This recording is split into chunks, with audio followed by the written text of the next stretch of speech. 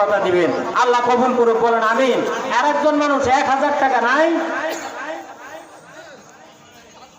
1000 টাকার লোক এত কম, আজকে নাম লেখান পরে দিয়েন টাকা, বাকি লোক নাই, বাকি বাকি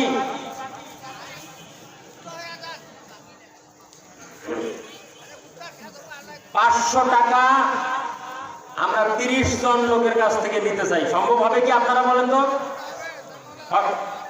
হ্যাঁ, সম্পদ আছে, মন নাই।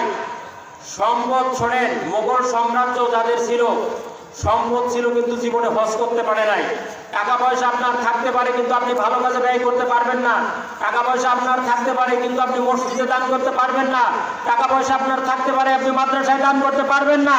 টাকা পয়সা আপনার থাকতে পারে আপনার ছেলে ইয়াবা খেয়ে ট্যাবলেট খেয়ে টাকা ওয়াসিল করবে, এরকম বোধহয় বাবা মা নাই, আছে না?